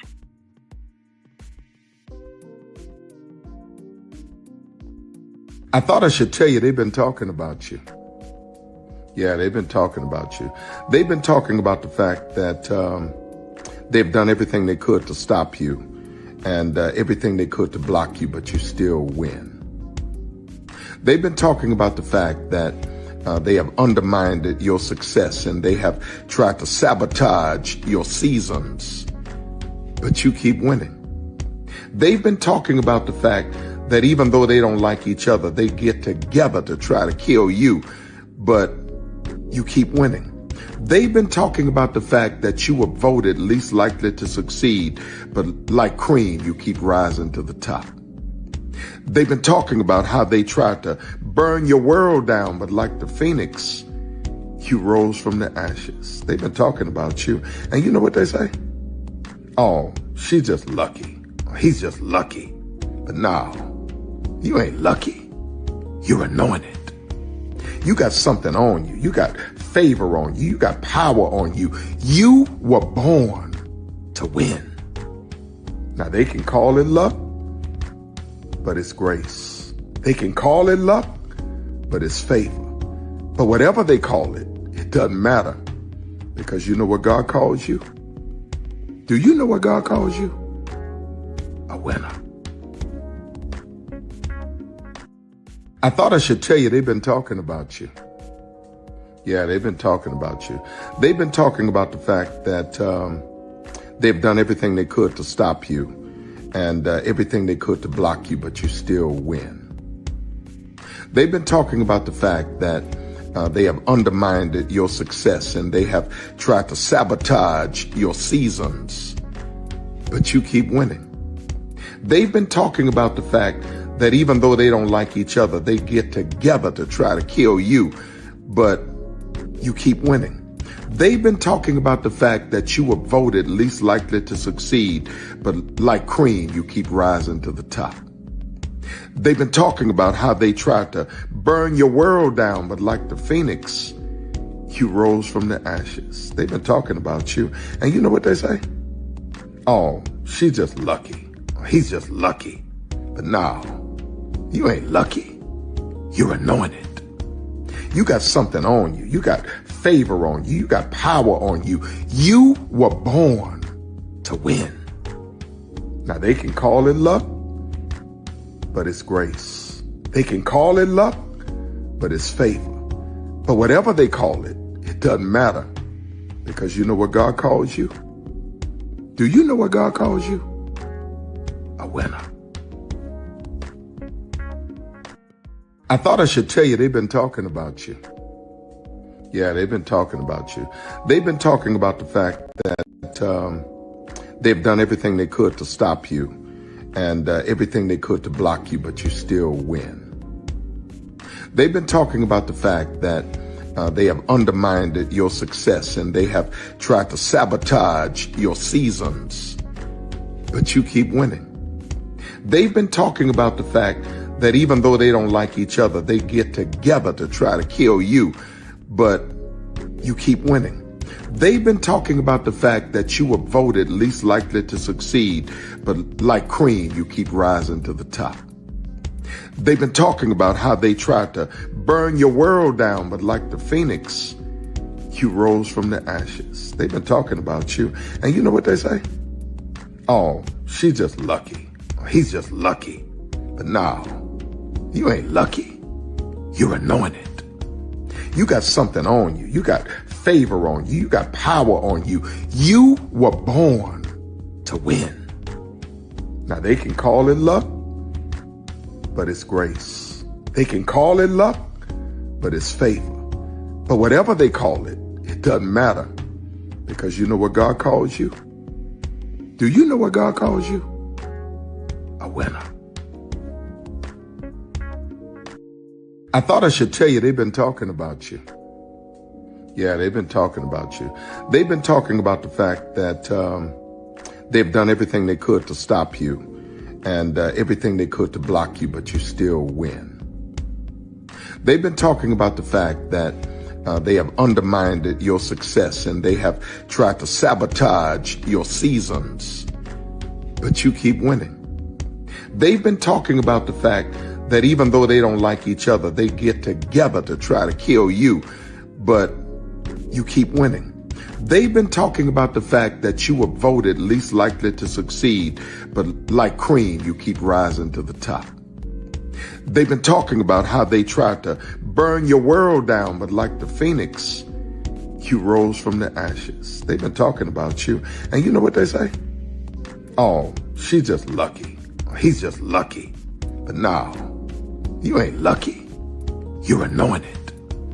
You got something on you. You got favor on you. You got power on you. You were born to win.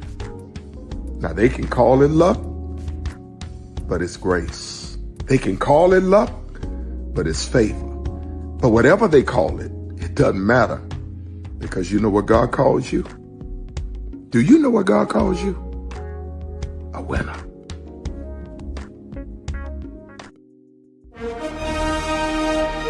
Prepare for a journey beyond imagination, beyond belief, beyond anything you've experienced before.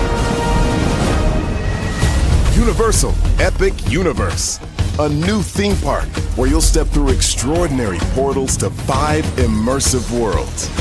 Prepare for a cosmic voyage of discovery, an isle of fire-breathing excitement, a shadowy world of monsters and mystery, new wonders in the wizarding world, and a new way to play. Plus the splendor of a magnificent resort hotel overlooking the park. It's all new excitement at Universal Orlando Resort. A week's worth of vacation thrills with 4 amazing theme parks, a variety of spectacular themed hotels, and incredible dining and entertainment. It's all at Universal Orlando Resort, where you'll find new adventures every day. Explore the astonishing worlds of Universal Epic Universe at Universal Orlando Resort.